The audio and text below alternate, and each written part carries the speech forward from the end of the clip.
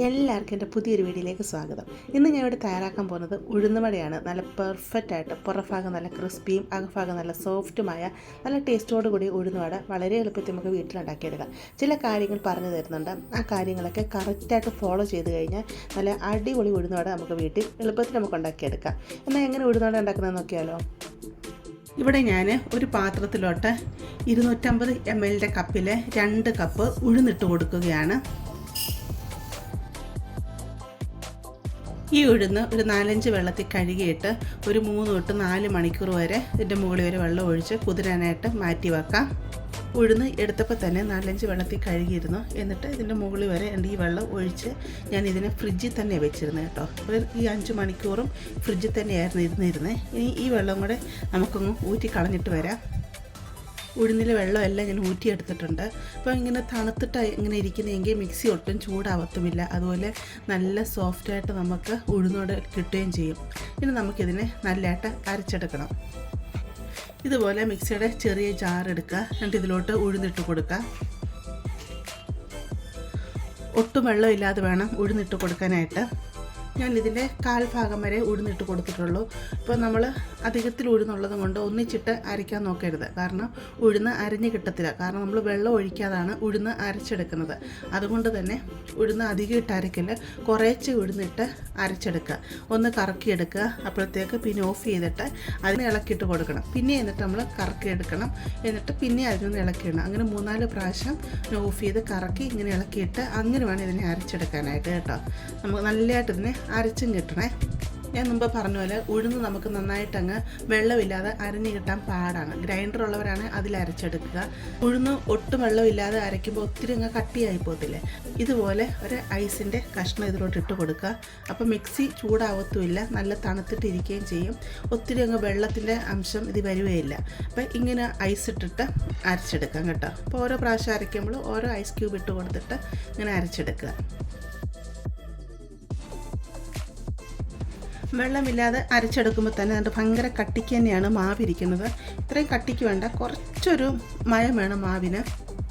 അതിനുവേണ്ടി നമ്മൾ ഓരോ ടേബിൾ സ്പൂൺ വെള്ളം ഒഴിച്ചിട്ട് നമുക്കിങ്ങനെ അരച്ചെടുക്കാം. ഞാൻ ഇവിടെ 2 ടീസ്പൂണാണ് ഇപ്പോൾ വെള്ളം ഒഴിച്ച് കൊടുത്തത്. ഒരു ഐസ് ഇട്ടിട്ടുണ്ടായിരുന്നു. അരച്ചെടുത്തുകൊണ്ട് വരാം. മാവ് ഇവിടെ ഫസ്റ്റ് ട്രിപ്പ് ഞാൻ അരച്ചുകൊണ്ട് വന്നിട്ടുണ്ട്. ഞാൻ മുമ്പ് പറഞ്ഞ പോലെ ഒരു ഐസ് ക്യൂബ് ഇട്ട് കൊടുത്തിരുന്നു. 2 ടേബിൾ സ്പൂൺ വെള്ളം ഒഴിച്ച് കൊടുത്തിരുന്നു കേട്ടോ. ഉണ്ടോ, നല്ലതായിട്ട് അരഞ്ഞ് കിട്ടിയിട്ടുണ്ട്. ഒത്തിരി അങ്ങ് കട്ടിക്കുമല്ല, എന്നാൽ ഒത്തിരി അങ്ങ് ലൂസ് പോലെയല്ല. ഈ രീതിയിലാണ് അരഞ്ഞ് കിട്ടിയിരിക്കുന്നത്. നമുക്കൊരു പാത്രത്തിലോട്ട് അങ്ങ് മാറ്റാം. രണ്ടാമത്തെ ട്രിപ്പ് അരയ്ക്കുമ്പം നമുക്ക് വെള്ളത്തിൻ്റെ അളവൊന്ന് മനസ്സിലായല്ലോ. അതുകൊണ്ട് ആദ്യം ഒരു ഐസ് ക്യൂബ് ഇട്ട് കൊടുക്കുക. എന്നിട്ട് 2 ടേബിൾ സ്പൂൺ വെള്ളം കൂടെ അങ്ങ് ഒഴിച്ച് കൊടുക്കാം. അപ്പോൾ ഐസ് ക്യൂബ് ഇടുന്നില്ല എന്നുണ്ടെങ്കിൽ 3 ടേബിൾ സ്പൂൺ വെള്ളം ഒഴിച്ച് കൊടുക്കാമേ. എന്നിട്ട് നമുക്കിതിനെ അരച്ചെടുത്തുകൊണ്ട് വരാം. രണ്ടാമത്തെ ട്രിപ്പും മാവ് അരച്ചെടുത്തിട്ടുണ്ട്. ഇത് ഇച്ചിരി ക്വാണ്ടിറ്റി അധികം ഉണ്ടായിരുന്നു. അതുകൊണ്ട് ഞാൻ 3 ടേബിൾ സ്പൂൺ വെള്ളം ഒഴിച്ച് കൊടുത്തിരുന്നു കേട്ടോ. മാവ് ഇവിടെ ഞാൻ അരച്ചെടുത്തുകൊണ്ട് വന്നിട്ടുണ്ട്. കണ്ടില്ലേ, ഇപ്പോൾ തന്നെ നല്ല സോഫ്റ്റായിട്ട് തന്നെയാണ് മാവ് വന്നിരിക്കുന്നത്. കണ്ടില്ലേ, ഈ രീതി വേണം മാവ് ഇരിക്കാനായിട്ട്.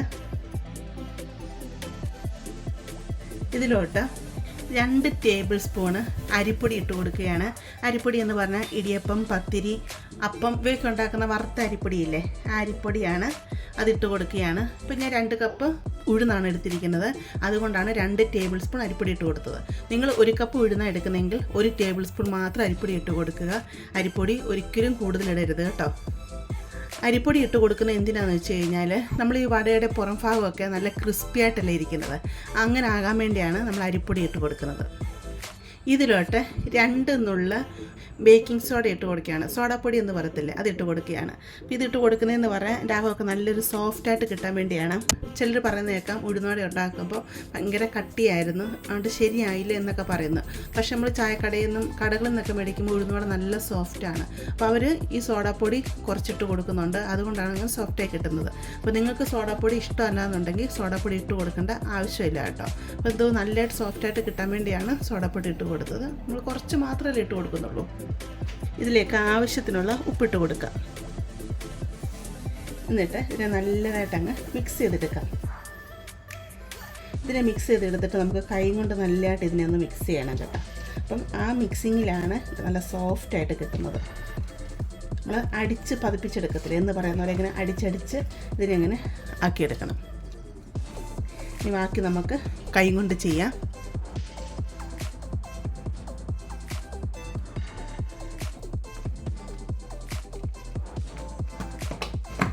ഉണ്ടോ, ഇങ്ങനെ അടിച്ച് പതിപ്പിച്ചെടുക്കണേ.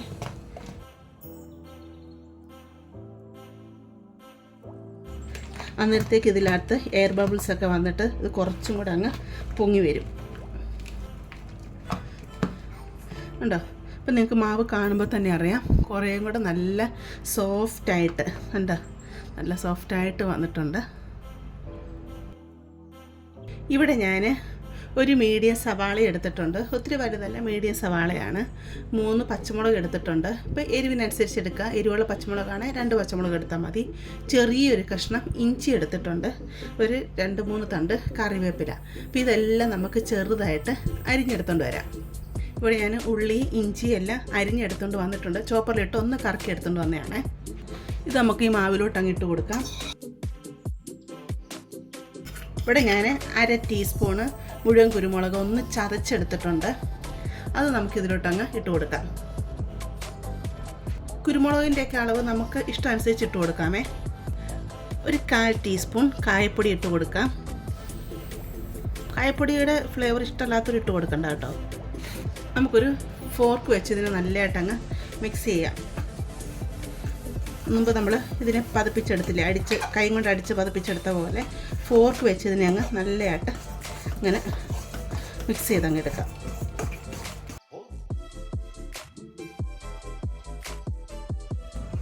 മാവ് നല്ലതായിട്ട് ഇളക്കിയെടുത്തിട്ടുണ്ട്.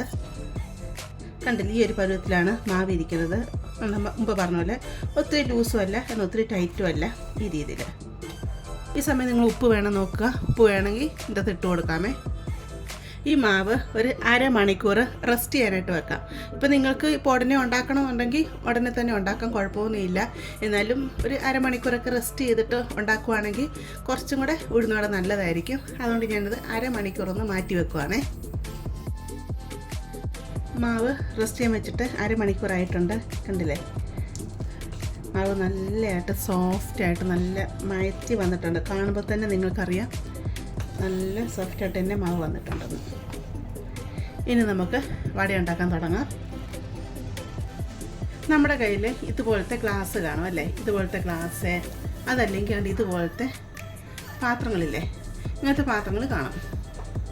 നല്ല വൃത്തിയുള്ള നല്ല തോർത്തോ അല്ലെ ഏതെങ്കിലും ഒരു തുണി എടുക്കുക. ഏതെങ്കിലും ഒരു തുണി എടുത്താൽ മതി. എന്നിട്ട് ഇതിൻ്റെ മുകളിലോട്ട് ഇങ്ങനെ അങ്ങ് വെച്ച് കൊടുക്കുക.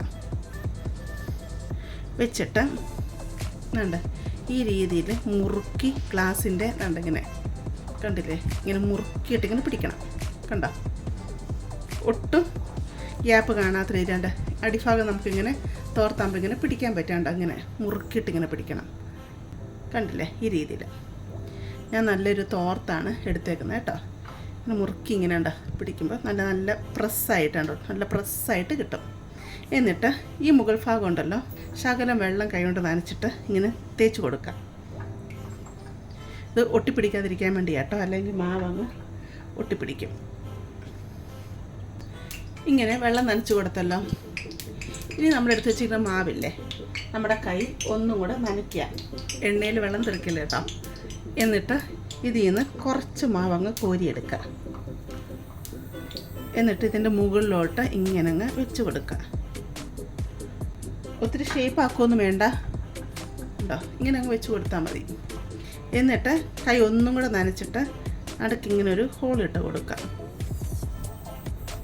ഈ രീതിയിൽ കാണുന്നുണ്ടോ, ഇങ്ങനെ ഹോളിട്ട് കൊടുത്തിട്ടുണ്ട്. എന്നിട്ട് എണ്ണ ഇവിടെ ഞാൻ തിളപ്പിക്കാൻ വെച്ചിട്ടുണ്ടായിരുന്നു. ഇതിലോട്ട് പതുക്കെ ഇതങ്ങ് ഇട്ട് കൊടുക്കാം.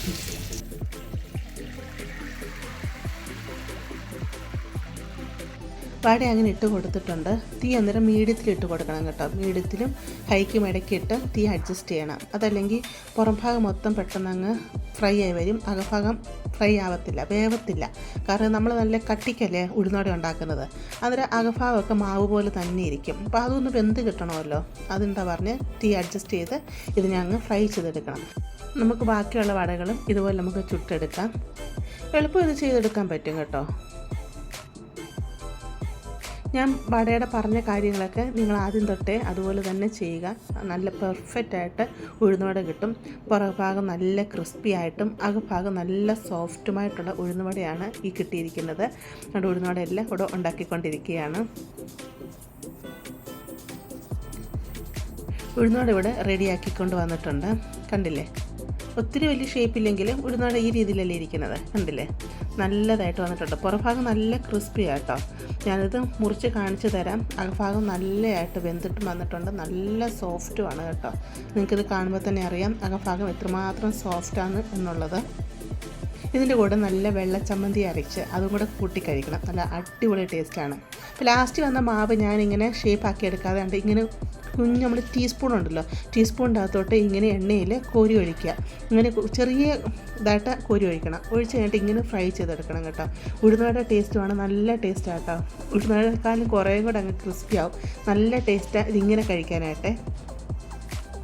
ഇത് ഞാൻ നിങ്ങളെ മുറിച്ച് കാണിച്ചു തരാം എത്രമാത്രം സോഫ്റ്റാണെന്ന്. നിങ്ങൾക്കിത് കാണുമ്പോൾ നല്ലതായിട്ട് മനസ്സിലാവും. കണ്ടില്ലേ ഇത് എത്രമാത്രം സോഫ്റ്റാണെന്നുള്ളത്? അത്രയ്ക്കും സോഫ്റ്റാണ്. ഇതുപോലെ ഉഴുന്നോടെ സോഫ്റ്റാണ്. ഈ രീതിയിൽ നിങ്ങൾക്ക് ഉണ്ടാക്കിയെടുക്കാം. നിങ്ങൾക്ക് ഈ വീഡിയോ ഇഷ്ടപ്പെടുകയാണെങ്കിൽ ഒന്ന് സബ്സ്ക്രൈബ് ചെയ്തൊന്ന് സപ്പോർട്ട് ചെയ്യണം കേട്ടോ. അതുപോലെ ലൈക്ക് ചെയ്യാനും ഫാമിലിയോട്ടോ ഫ്രണ്ട്സിലോട്ടൊക്കെ ഇതൊന്ന് ഷെയർ ചെയ്ത് കൊടുക്കാനും മറന്നു പോകരുത് കേട്ടോ. നമുക്കിനൊരു പുതിയ വീഡിയോ ആയിട്ട് അടുത്ത ദിവസം കാണാം.